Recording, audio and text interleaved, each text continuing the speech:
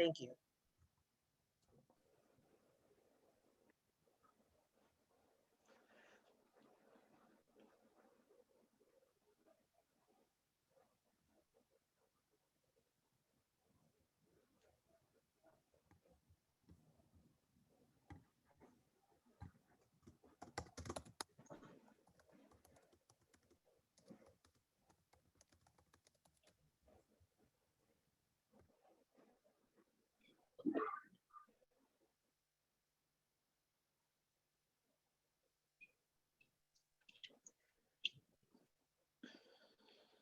I think we can go ahead and get started as we let other people in.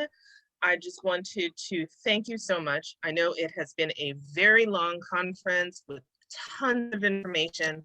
We're going to drop a whole lot more information on you. My name is Trisha Callender. I am the anti-racism lead for the NGO CSW65 conference. This is our last bit of programming. This is the anti-racism workshop. I think some of you have attended other sessions that we've had that have been primarily informational, but this is an opportunity to work on ourselves and our organizations in a little bit more depth. But before we start, I would like to hand the floor over to Huri Gudlekin, who is the chair of NGO CSW and the convener of the Civil Society Advisory Group to UN Women's Generation Equality Forum. Huri, the floor is yours.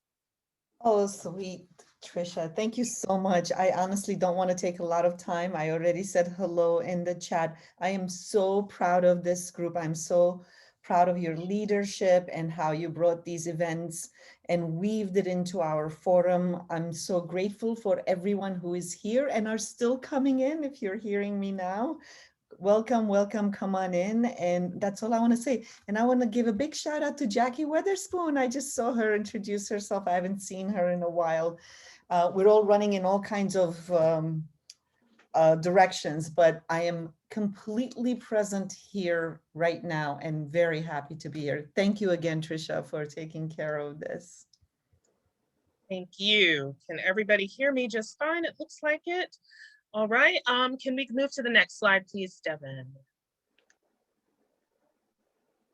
Wonderful. So I'm going to just start with our wonderful presenters and do a brief opening before we jump into what it is that we do. Our first presenter is Dr. Sonia Banks. She is a results-driven clinical psychologist and behavioral health strategist who makes the most of transitions we all go through when reaching our desired goals. She uses behavioral play to change attitudes and introduce people to their possible selves. She unleashes potential by challenging assumptions that limit our effectiveness and uses a person-centered approach to empower you to live your unique life and turn inner thoughts into spoken words that lead to amazing resolutions. Let's make fun a habit, something that you will hear Dr. Banks say a lot, as she lures us to a more positive self-perception. She enters a room with infectious energy and the excitement of a child. I can vouch for that. She wants you to know that she is a twister aficionado, coloring book Picasso, whiteboard vandal, and hopscotch professional. She will bring her full self to this experience and invites you to join her on the journey to self-discovery, awareness, and love. And Sonia, if you could just wave so people know who you are. Yes, thank you. Thank you. And then our second presenter is the Director of Strategy, Advocacy, and Impact, Priya Kavam of Breakthrough. She's a storyteller and impact strategist with a deep commitment to gender and racial justice. She leads Breakthrough's creative partnerships through the US and globally and advises on impact and development strategy. Before joining Breakthrough, she led fundraising efforts for the B Team, a collective of business leaders taking action on climate change, corruption, and human rights.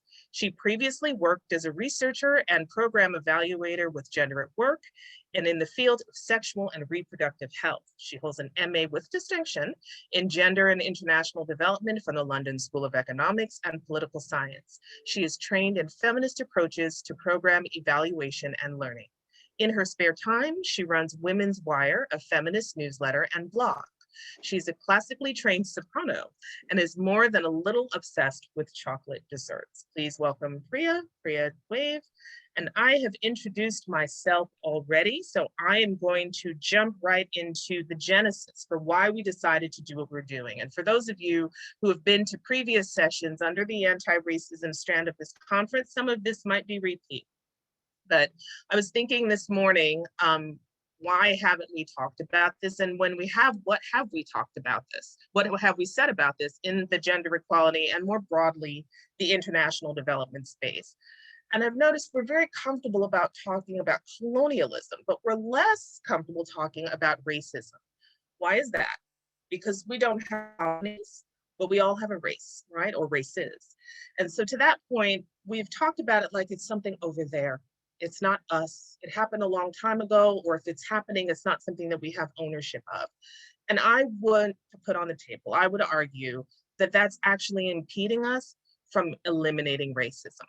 I want international development organizations, not just gender equality space, but all of these spaces, not just to do good in other countries, but to do better for your own employees, your communities, and yourselves. Because when you hold these beliefs and when you act on these beliefs, it doesn't prevent you from being your best self. So in this respect, please feel free to be centered in this space to self.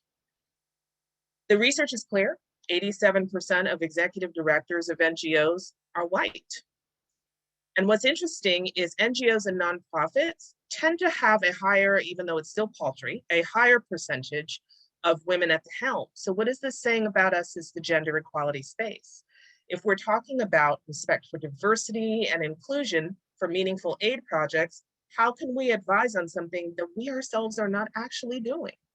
And so what is the end result of not doing it? We fall short of our goal. And so here we are, 25 years outside of Beijing. I think we're all doing rightful hand wringing because we've not even come close to realizing what was imagined a quarter of a century ago. That is really a long time. And so any interventions that we can take, any active steps that we can take to move closer towards what was imagined then, I believe they're imperative, and I think a lot of you would probably share that belief. And so to that end, we're going to work on ourselves, and we're going to work on how we show up for other people, and we're going to work on how we show up in our organizations so that when we advise outward, that there's alignment. The numbers are just as bad when it comes to NGOs as terms of POC inclusion. The international gender equality sector, out of all of the sectors, is the one that's getting called out for racism. There are very few opportunities in gender equality for self-examination, but there's lots of analysis of outside structures and governments. So I want you to hold these questions in your mind, and you're going to have to do a lot of juggling over the course of this. And you don't have to answer these, but sit with them, put them in your subconscious, and maybe you answer them a week from now, 2 weeks from now, 2 years from now. What about the analysis of your own sector when it comes to race, your organization, and yourselves, and how do those three things tie together? So to that end, we talk a lot about intersectionality as well, especially lately. Intersectionality, inclusion, diversity, they're in every document, they're in florid speeches, you probably heard it a lot at CSW. And so what is the difference between the three? I don't think anybody would really be able to tell you. It's compounding, it's intersecting, it's changing power, it's understanding that all of these intersections lead to different outcomes. Yes, women are oppressed. Yes, women experience inequality. But what if you're a person with a disability? What if you are LGBTIQ? How does that impact it? If we're not all experiencing misogyny the same way. You're included. Yes, inclusion, beautiful word. You're included. But do you actually belong? Are you valued? Do you feel like you function at a level consistent with your abilities? And diversity, how is it measured? Is it 6 people at the table that look different than the other 6? What are those 6 people doing? Somebody could be taking notes, somebody could actually be cleaning the table, or are they making decisions? So we talk about diversity, equity, inclusion, intersectionality. What we haven't talked about is belonging. And what I mean by belonging is bringing people in and also belonging to the best self that you could be. You yourself are missing out by not internalizing this. So yes, you're not a racist. More than likely you're not, because you're here, right? But are you an anti-racist? Anti-racism suggests action. The word anti or the prefix anti suggests action. So to that end, what is your measuring stick? And these are questions, again, that you're going to hold. Are they the voices of POC women, people of color, women of color, or white men?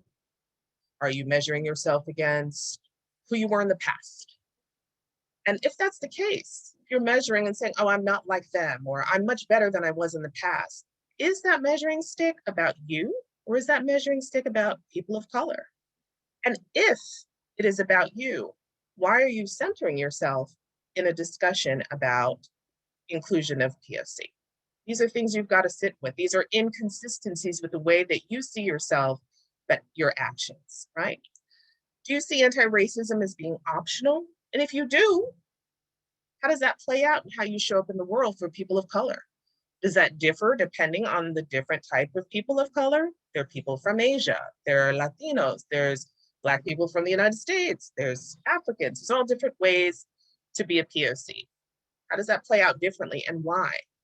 And there are going to be gaps. That's why we're here, to work through and identify the gaps. And you're not going to solve it in a day. You didn't become racist in a day. You're not living racism in a day. So it's going to take more than a day to unpack it. So give yourself a break. But what we want to do today is to get you closer to closing that gap and living and working more authentically. And so today, mark it in your calendar, is the day that we begin to work through it. It's the first step in a lifelong journey. So we're going to work through it in ourselves and our organizations using an integral framework, which both Priya and Dr. Banks will explain further, to examine the psychological, the structural, and the social determinants and reasons for racism. There's 4 categories: personal motivators, behaviors, culture, and organizational structures. Between these 4, these are always interplaying, and this is how racism exists and is acted collectively, individually, within an organization, and within yourself. So as you can tell, all of this is quite complicated, but implicit racism has the effect of neutralizing activism. So it has to be eradicated in order for us to do our work. Now, for some of you, I'm sure what I've said is obviously triggering or unsettling or destabilizing. Sit with that and know that you have arrived at the right place if you are now uncomfortable with anything that I've said, and work through that at your own pace. But I urge you to work through it individually. POC, people of color, should not have to bear the additional burden of helping you through this. We can't, I'm a psychologist, I am not, right? This is your own journey that you get to curate yourself. Know that you are encouraged, know that you are supported, but this journey is yours. Also, just in terms of harm reduction, know that, and I think people do this and they're not sure why they do it and they're not sure of the impact, but I'm here to tell you that confessions are not growth. Be sparing with the sharing. When you say, oh, I grew up in a family full of racists, if we look at racism as violence, hypothetically, let's say I was the victim of a violent crime, you telling me that your family were very violent and did really horrible things is not soothing to me. And so those kinds of confessions, though they seem on the face to be a way to share, can be very triggering for people, and they're largely unnecessary because they don't lead to growth. Again, this is your journey. So all that being said, I've laid a lot of heavy stuff on you. We're gonna have fun. I promise we will. You can participate as much as you're comfortable with. You can even turn your camera off. This is not a space where you feel like that we feel like you need to perform. This is your journey. You get to curate your own experience. But for those of you who like being on camera, lights, camera, action, it's on. We'll work with both of it. So I just wanted to put the framing for why we decided to do this in the first place. So that being said, can we move to our next slide, please?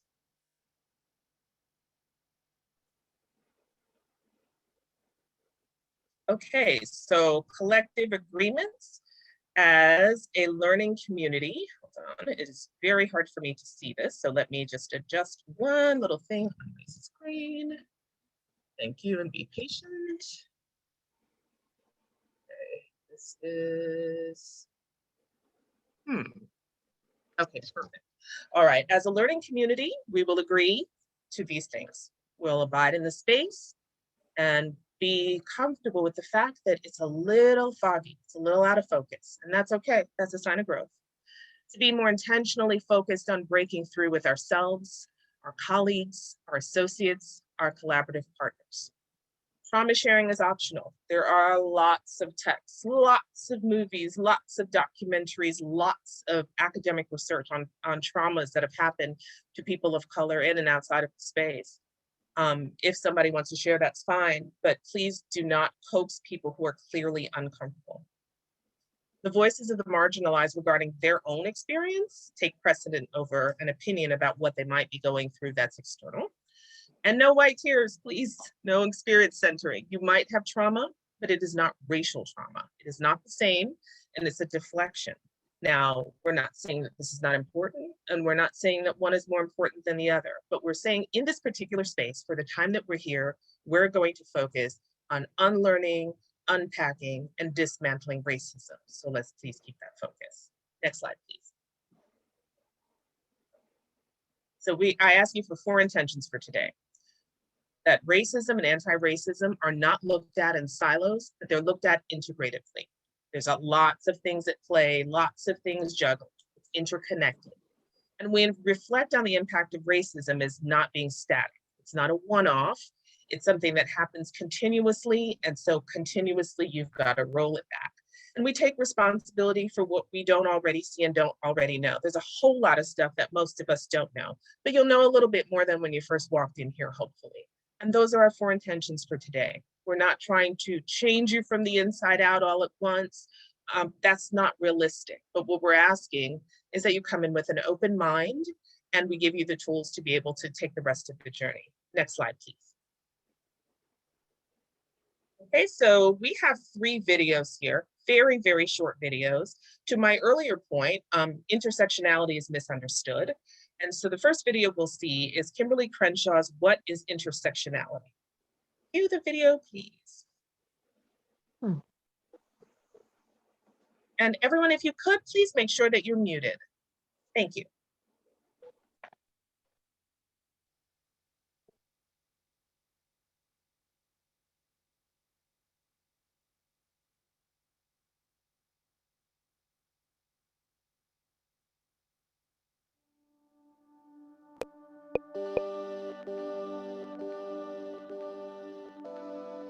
Intersectionality is just a metaphor for understanding the ways that multiple forms of inequality or disadvantage sometimes compound themselves, and they create obstacles that often are not understood within conventional ways of thinking about anti-racism or feminism or whatever social justice advocacy structures we have. Intersectionality isn't so much a grand theory, it's a prism for understanding certain kinds of problems. African American girls are 6 times more likely to be suspended than white girls. That's probably a race and a gender problem. It's not just a race problem, it's not just a gender problem. So I encourage people to think about how the convergence of race stereotypes or gender stereotypes might actually play out in the classroom, between teachers and students, between students and other students, between students and administrators, and commit themselves to understanding that as a way of intervening and providing equal educational opportunity for all students, regardless of their identities. Identity isn't simply a self-contained unit, it is a relationship between people in history, people in communities, people in institutions. So schools do a good job when they understand that and when they commit themselves to curricular development, to opportunities in the school for all students to understand the histories that have brought us to this particular moment.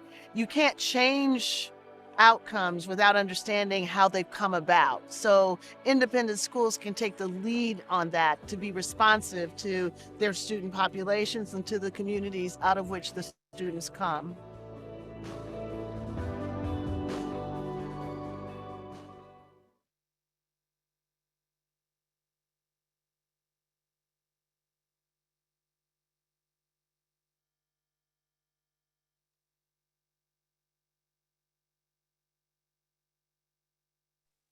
Thank you. And Devin, can you play, I realize we're running a little low on time, so can you play the last video, Why We Need to Talk About White Feminism, please? And skip the second one. Thank you.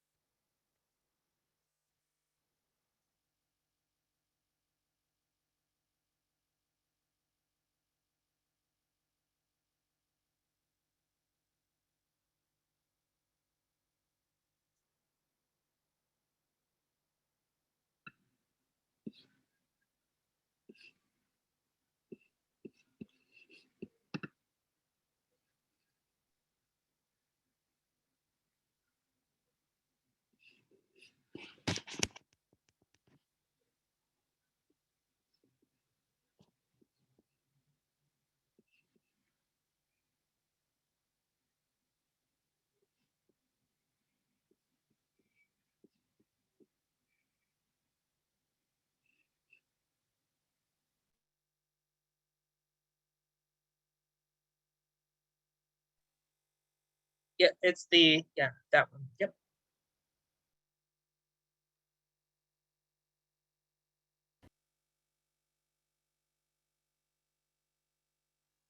Thank you, Deb, and you can go back to the presentation now.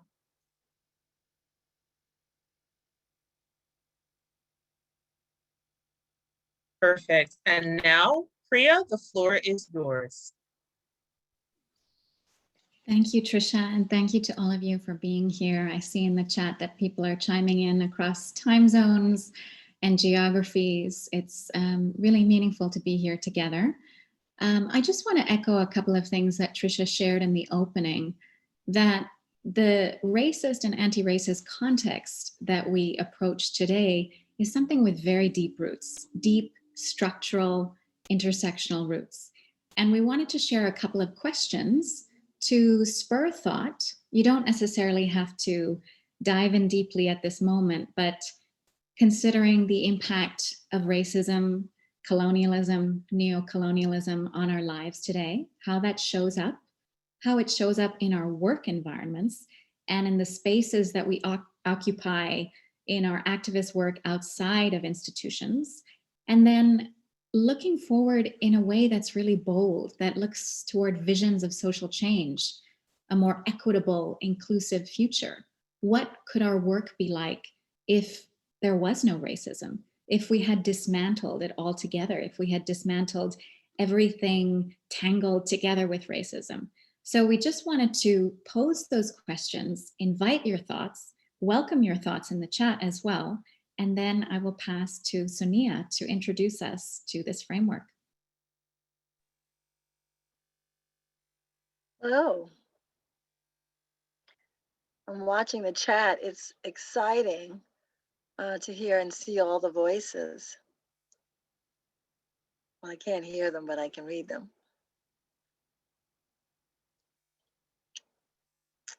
Next slide.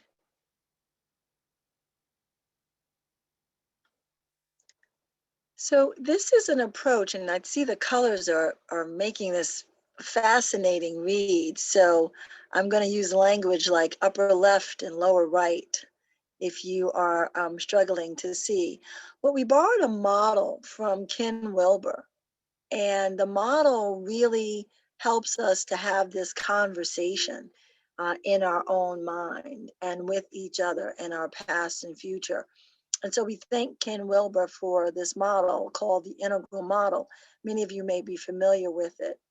We want you to consider what is helpful about thinking about racism and anti-racism through a lens that's constructing what we think is a framework for how we live out our life day by day. So what Ken says is there's 4 quadrants, and most Western models have 4 quadrants.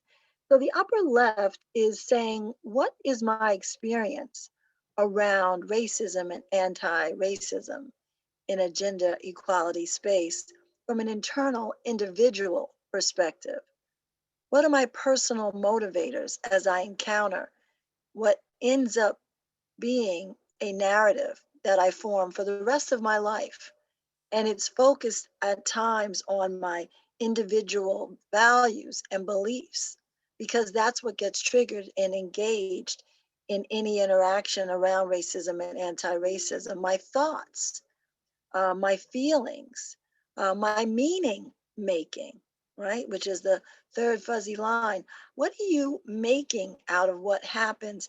And that internal dialogue, that intellectual polarity that you're managing with your emotional landscape that only you know about if you don't share it. No one actually sees this internal dance. But that's what Ken's asking you to consider, is that first portal of entry when you have an experience. And so that is what we call your upper left. And then if you consider over to your upper right, that's where we see the behaviors, the reactions, the facial expressions, the physiological and biological change that you may exude around a conference table or when you're at a metaphorical water cooler. What are those behaviors that you actually exhibit and demonstrate that people can see? the way that you might show up in your performance, what you actually do when you encounter the racism and anti-racism experience that no one sees. How does it manifest? What would I see if I were taking a lens and a camera up and watching you after that slight, or you rereading that email for the 8th time, knowing something is being communicated, but it's not the words. And then if you go to your lower left of this model, it's what we call the internal collective. And this is where you exhibit your frame of reference around racism and anti-racism from a collective group, from those people, your folk, you know, your gathering center, your culture, those that understand the way you talk, those group values and ethics, those work climates, things that we call jargon, and ways in which we only uniquely in this group understand the burden and the blessing of the experience called racism and anti-racism. And as you see, there is a Z that's being made if you go from the upper left across to the top right, down to the lower left. You are finally confronting and integrating that final lower right box, which is what we call the organizational structures. That's your collective external. Those are the rules, the regulations, the systems, the policies, the procedures, the collective behavior. We, the NGO, we, the Pfizer company, we, the United States of America. That is in that comportment, or the lack thereof, that we exhibit the impact of these structures, often not known to us because it's part of the communication that happens and the characteristics of that communication that that body holds as its own. So please notice in this model, it is simply a lens to allow you to put words and framework around what you experience every day, which is all 4 of these quadrants. So today we're going to ask you to consider the impact that they have. Next slide.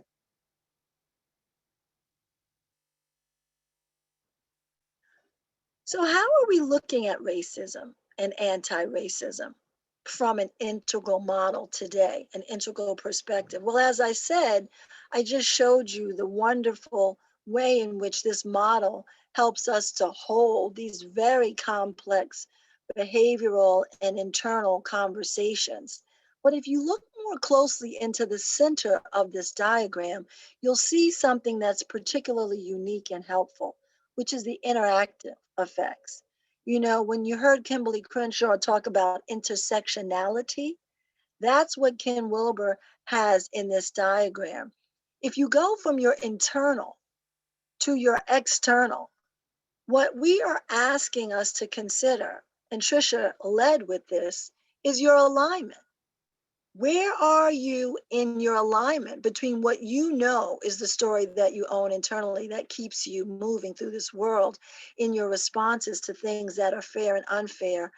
How do you manage that internal barrier up against the behavior that we all see?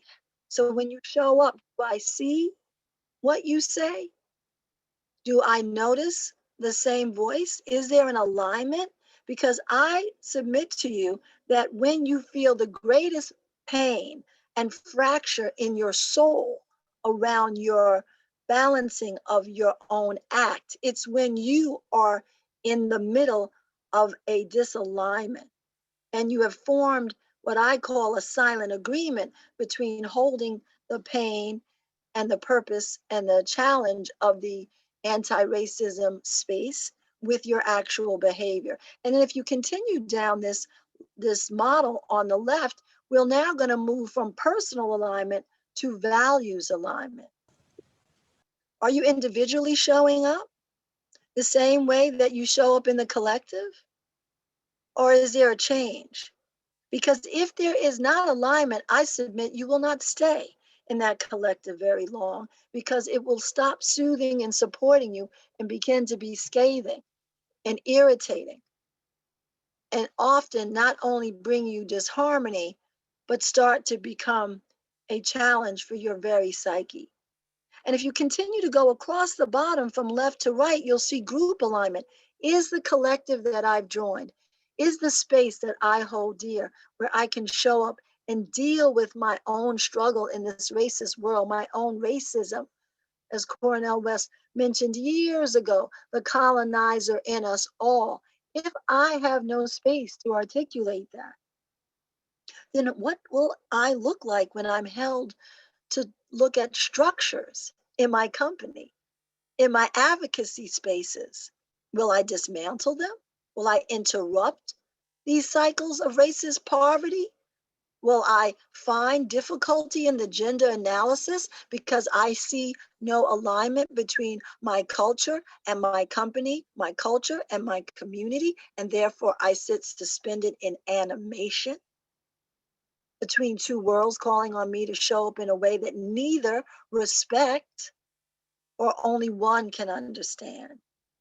So hopefully you are in a collective community where you can have these conversations and then bring the bounty of that work and look at the structures that may hold you. And then finally, if you go up the right, Ken submits that there's in that structural alignment. What organizational structures in your community organizations, in your women's organizations, in this body are working for this conversation at a level that speaks to the gender equality spaces, and what is working against? We are called to tease that out and continue up to that individual behavior, because when we get it right and it feels like we're working on it, then this alignment and this cross-pollination that Ken Wilber draws and these cross arrows begins to happen, where all of your spaces are in some kind of synergy around the same purpose. Your authentic self dealing with all the aspects of the encounters that you have with racism and the struggle around anti-racism. So notice we've created this very singular conversation that we want to have, but we've used a tool that lets you peel back your onion and look in your spaces and crevices and notice, so you can understand and discern and finally commit to travel through all of these perspectives. Next slide.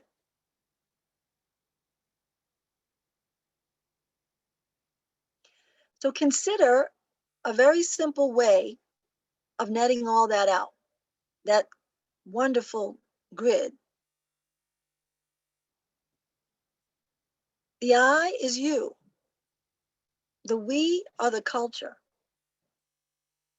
The it, which is the collective that holds you, your community that knows you specifically, those are your daily ways of showing up in your world. You don't even think about it. You're not even considering it. The it being the racism and anti-racism in that space. And we are going to ask you to do that. And then finally, the it's. That's the structure, right? That's the rules, the regulations, and policies that we don't even turn to look at. So we are going to ask you to consider this perspective. And as Tricia said, today something may evolve for you or emerge for you. It may be 2 years from now. It may be in the middle of a holiday expression that you notice there's something not being identified. And it is racism. And I want to name it because my silence is condemning to myself. Next slide.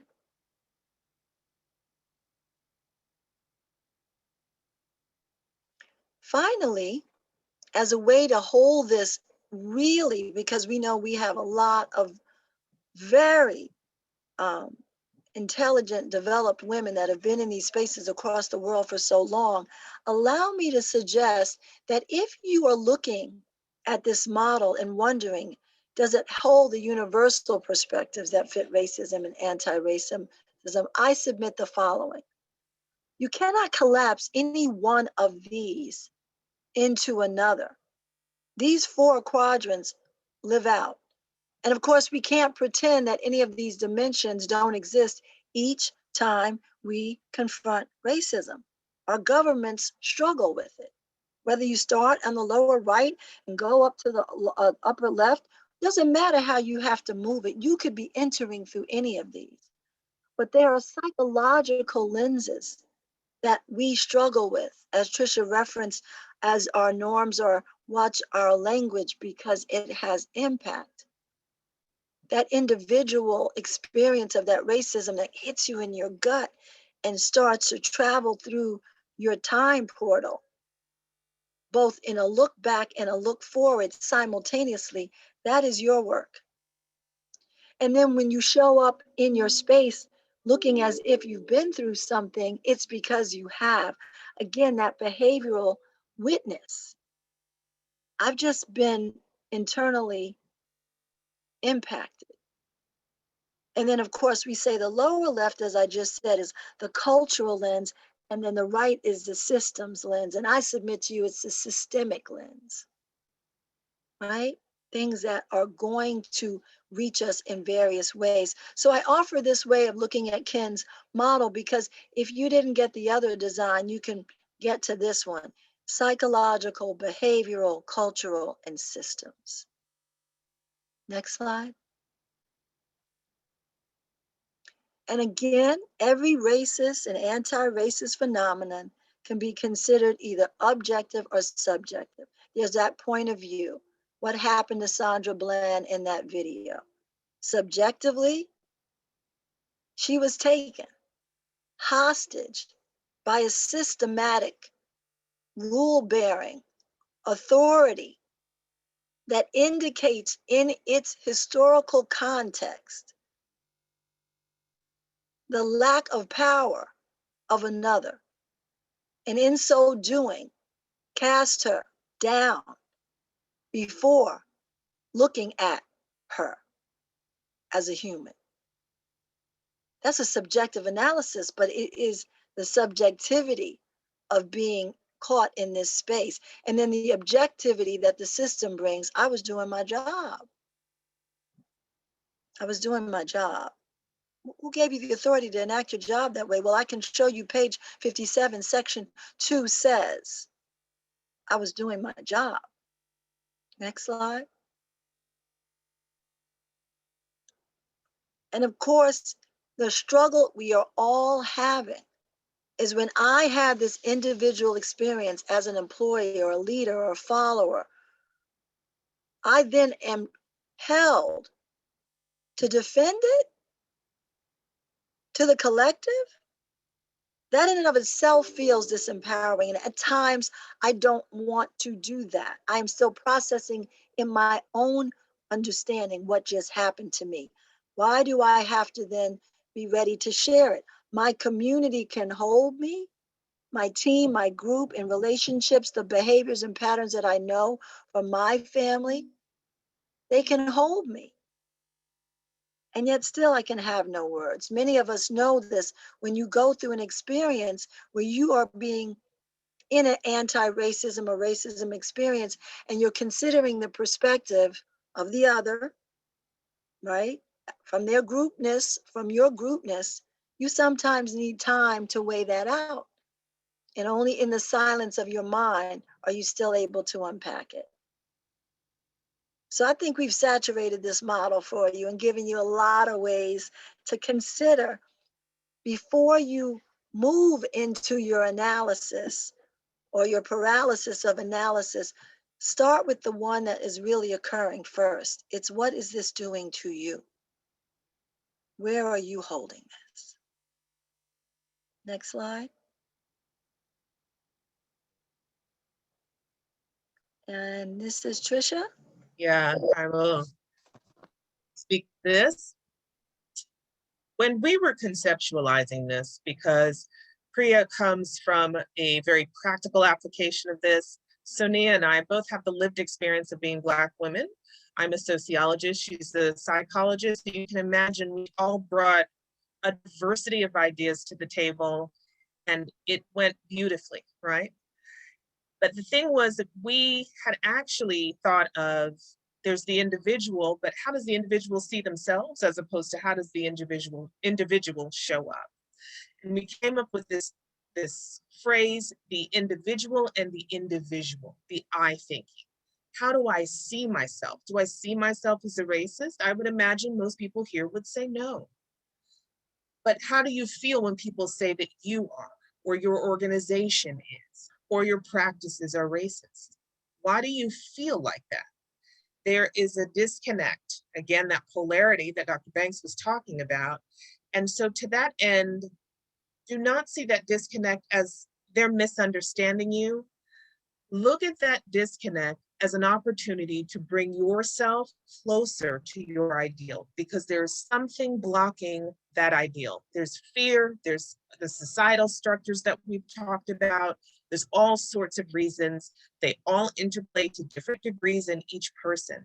But with the individual model or way of thinking, there's the individual, which is solely you, and how you as an individual are visualized. And so that, and I want you for this space to hold both of those with equal weight, which is hard to do, right? Because we've been ourselves our whole lives, and we're not exactly sure what people are thinking. But when these things happen, what that should signal, rather than defensiveness and triggering, which is hard to do. I'm not saying this is easy, but there is a misalignment. And how do you get past that misalignment to use it as a learning tool for yourself, and moreover, to move your organization and this feminist work forward? This is the critical piece. This is the critical piece, because you're not seeing yourself the way that others are seeing you, and vice versa. This is the opportunity here, not for fear, not for defensiveness, but sitting for a while and then figuring out how to move forward so that one day these kinds of presentations will not be necessary. And so again, I ask for our next exercise to hold your own self-definition and how other people over the course of time have indicted either you or the organization or the sector, and look at that space, that delta between the two, and say, okay, how do I bring these two together? How do I move this here?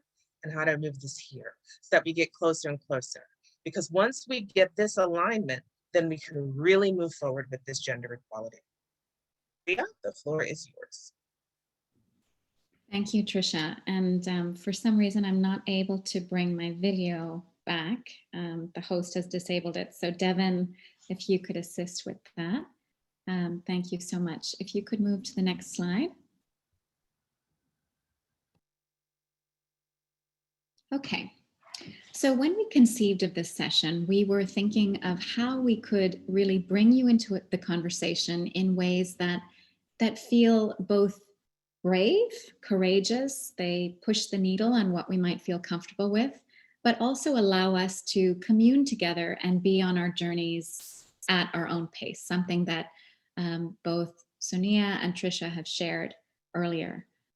But we really invite you to dive into some of these questions in terms of how this shows up in our spaces, our gender equity spaces, the spaces which purport to be so inclusive, and the optics appear that way for many people, but which are increasingly coming under fire. We recognize that in the last year alone, there have been several organizations that have had quite public moments of reckoning.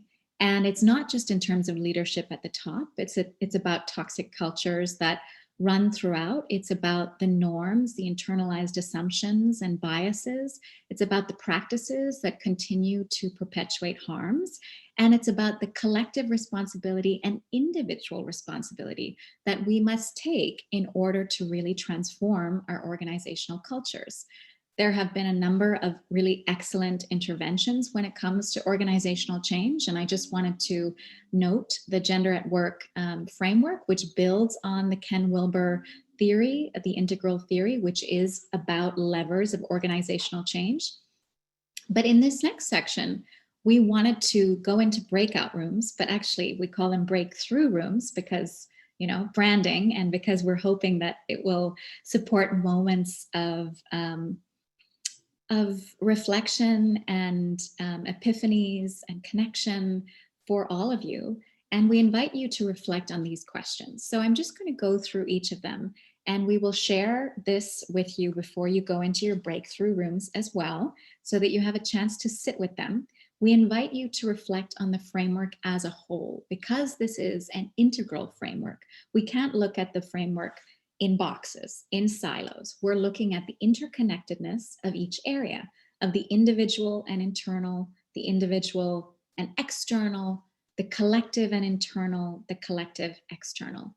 So when we look internally at our personal motivators, we hold certain beliefs or assumptions about the racism that does or does not exist in gender equality spaces.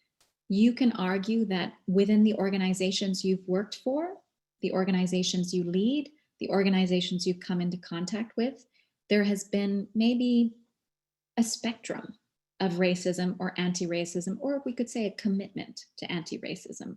But underpinning those external structures are the motivators of individuals like us. We also know that we give importance to certain things. We operate according to our values and our motivators. How important is it to you to dismantle racism in gender equality spaces? Do you see it as an urgent priority? What's the timeline? Who needs to be involved? What's your role to play? And what's happening under the surface when things come up that feel to you to be racist, or that have the potential to be transformative because they're anti-racist? We also know that there's a lot of knowledge that we can have and that we can continue to nurture in ourselves to grow when it comes to what we know about racism in the space. There are valuable experiences that people have shared, first-person narratives, but of course we don't want to be inviting people or asking people to share where they don't feel comfortable. But your own story matters when it comes to your position on racism and anti-racism in the space. Do you know what you want to know? Where are you seeking information? And how does that show up in terms of your attitudes? Now imagine that racism was no longer an issue in these spaces. How would you feel? What would the affective impact be? Because there's a huge burden that we carry that's psychological, that's emotional, that's physical. Because we are holistic beings who live holistic lives, the effects of racism and the transformation that comes from anti-racism, really committed anti-racism, is huge. And then what are you willing or not willing to do to resolve the impact of racism on you? Where are you inspired to really take action? This is really about a sense of agency, something that a lot of feminist theories have spoken about, which is the kernel that is what leads to that blooming of action. So then staying internal, but talking about culture. Who shares your concerns about racism? How do your thoughts resonate with other people? Or how do they not resonate? When there are moments of discord, what does that feel like? What's happening under the surface? What are the norms that you use, that you've noticed, that you perpetuate when it comes to talking about racist encounters? And what type of resistance exists under the surface? And might you experience that is more in body language, in affect, in attitude, than in anything that is really expressed in words or very explicitly externally? So then moving to the external space, our actions and our behaviors. And of course, just to echo Dr. Banks, everything is interconnected. When we look at intersectionality, it's the arrows and the flows, the different forms of alignment, the different kinds of change. What are you currently doing to unpack racism where you are? What actions are you taking? What are you leading? What are you not leading? Are you a follower? How so? How does that manifest in your behavior? And then how does that behavior impact the attitudes? How does it impact on quadrant number 1 in the upper left in terms of what happens internally? How is racism impacting performance? Does it contribute to burnout? Have there been stories of discrimination? Have there been experiences that have led to action, that have led to adverse outcomes, or maybe opportunities of rupture that also are seeding a new culture, a transformation that is about inclusivity and equity and belonging, as Tricia said, not just having a seat at the table, but really collectively owning that space and being celebrated in that space. And then finally, what are you being told to do when you notice racism? What are the cues? You know, what are the indicators that you get and that manifest that connect to your own actions and behaviors? When we look at organizational structures, there are many cues. That really feeds very much into this quadrant because there are so many restrictions, policies, structures, modes of leadership, modes of following that are inherent, kind of indigenous to the organizations that we have built, and that we could be unlearning. And that before we unlearn, we have to really reflect on and reflect with some humility and some bravery in order to really take responsibility for what we see and also for what we don't know and don't see. Recognizing that nobody in this space, nobody in this room can have a fully informed view of what's happening in an organization and how it could change. So then we talk about the people with whom we could engage in activities that are anti-racist. What are those activities? Who is in that movement? What systems can support you on the way?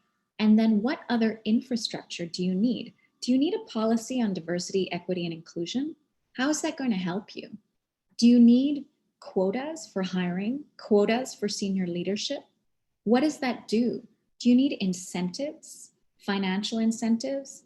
Does it have to be built into resource mobilization, into policy, into government advocacy, into everything external, your brand image? What does that look like? How do we, as a collective, contribute to structures and regulations that are supportive of anti-racism? So now we're going to transition to our breakthrough rooms, and we invite you to look at this framework to really explore in depth where you sit. Feel free to really dive into the questions that speak to you the most. Acknowledge the questions that discomfort you. Maybe there are questions you don't even want to touch with a 10-foot pole because they are too painful, too potent for you today. But maybe those are questions you can return to in a week or 3 months or next year as we go on this journey of learning and unlearning. And so we're now going to activate the breakout rooms, breakthrough rooms, and you'll have 20 minutes in your group. It's randomly assigned. We encourage you to sit with the feelings, to share as much as you feel comfortable sharing, and also to nominate somebody from your group to share back with the wider workshop. We look forward to hearing your insights because each one of them is so valuable. Thank you. Thank you. Thank you, Freya. You'll see something on your screen inviting you to a breakout. Please click join to join the breakout rooms.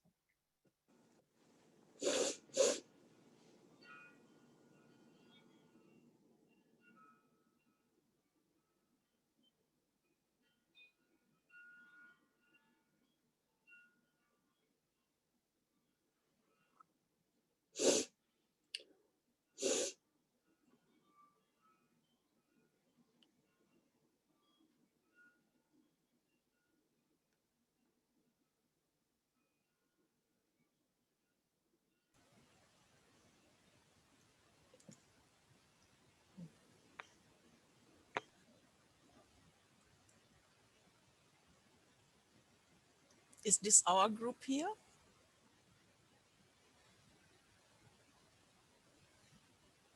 Well, I would think so. Yeah. Oh, yes. Do you see the invitation now? No, I think we are left here in this room. This is our group.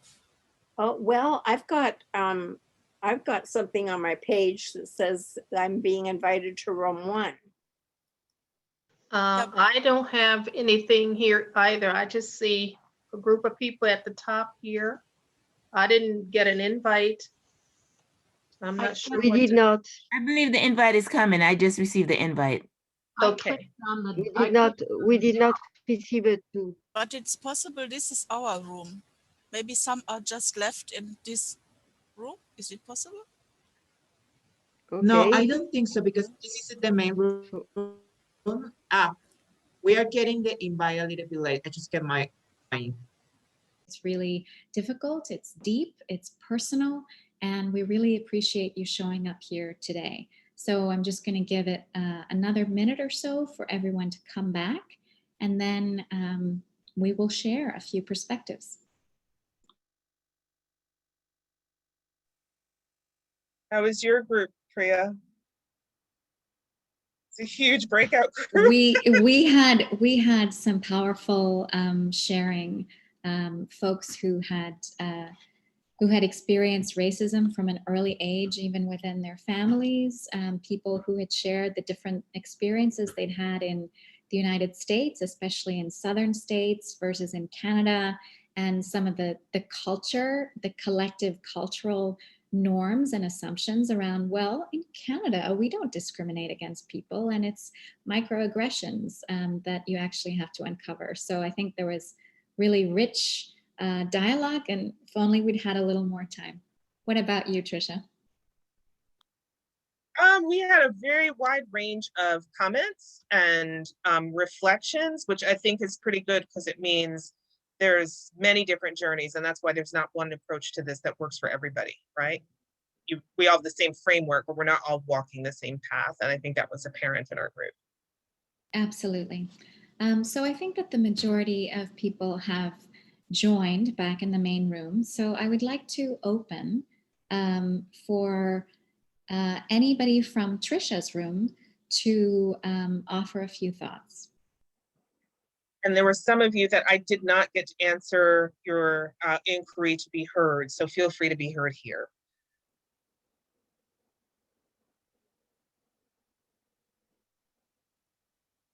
Anyone?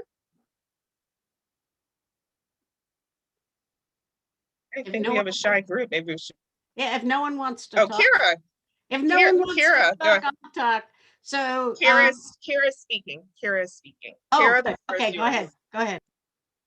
Hello, yes, I'm sorry I joined late, but in room 3, toward the end, the question was posed, what can be done in our industry to help improve with anti-racism. I'm a school social worker and in New York, and we had several incidents in recent years where, you know, there was a noose, a collage with nooses, and it was labeled back to school necklaces or something. A teacher ran a mock slave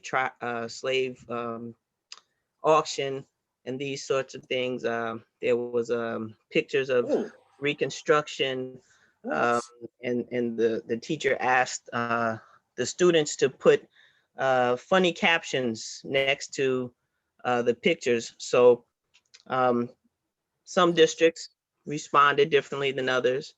The teachers union is very strong. I'm a member, so you know I'm greatly appreciative of it. But I think the manner in which social studies is being taught in New York State, the curriculum itself is discriminatory, and you know we receive federal funding, and it's their definition of discrimination which makes the curriculum, you know, unacceptable.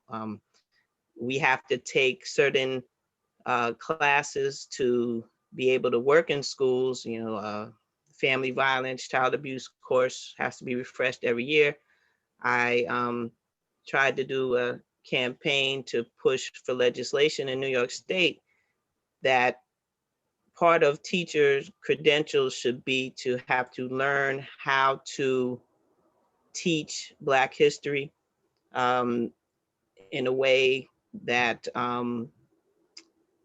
one race is not placed and presented in a better light than others, because that is the simple definition of discrimination Thank from you, the Kira. federal statutes. So thank you. Thank you, Kira. Thank you.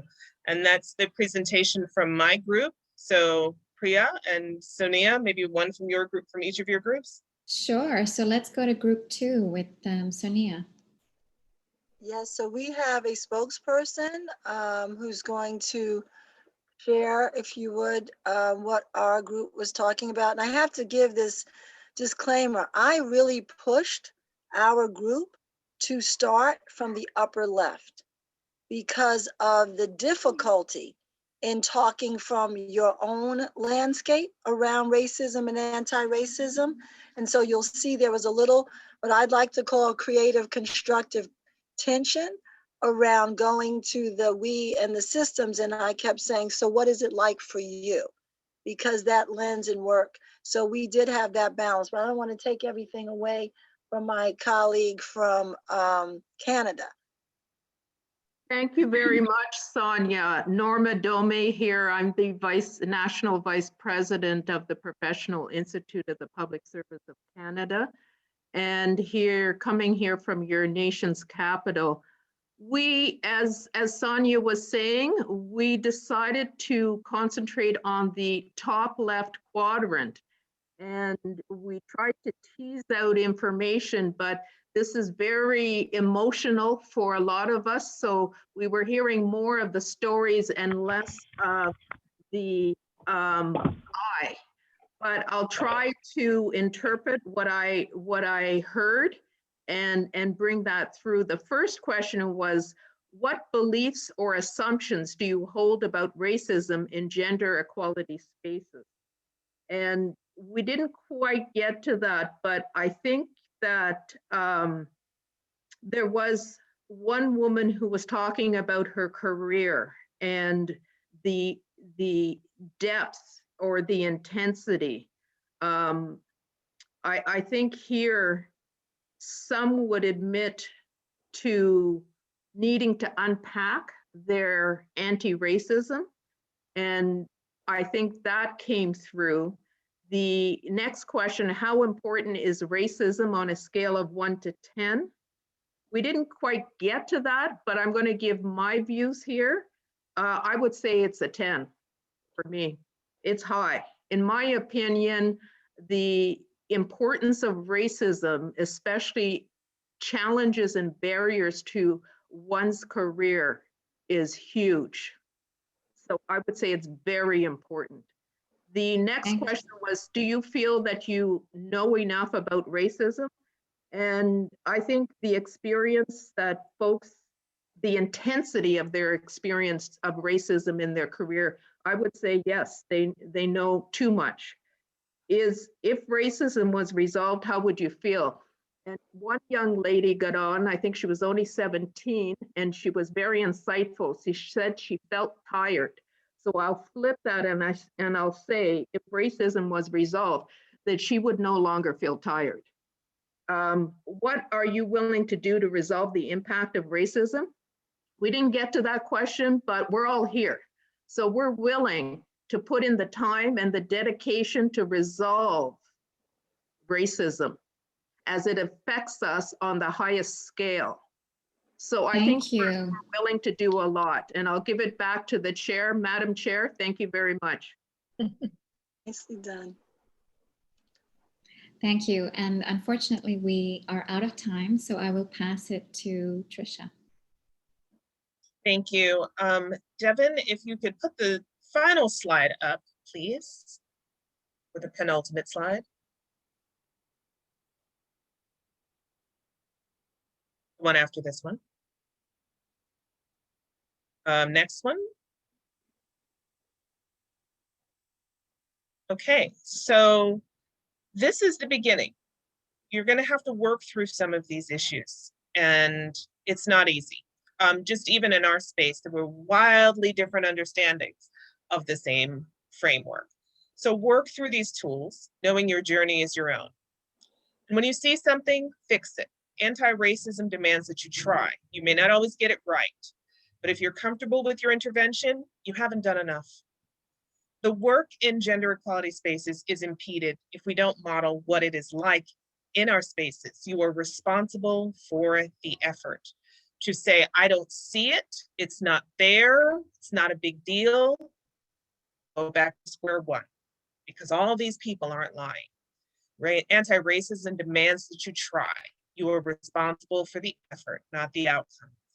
And the work on our gender equality spaces is impeded if we don't model what we want to see in other organizations. I've said that before, I will say it again. We cannot accurately advocate for equality and expect to have any resonance within ourselves or in the work if our own spaces are plagued with this disease. So to that end, I thank you for taking this journey. And Devin, if you can move to the next slide, please. Next slide, please.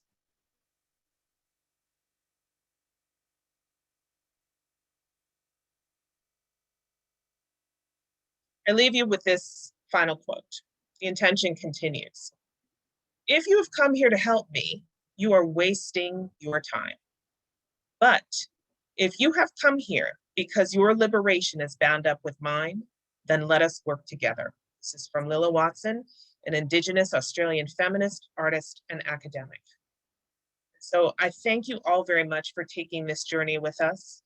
And again, this is a lot of heavy work, so we will be putting a lot of resources on the event page. I will put a copy of the link on the event page here.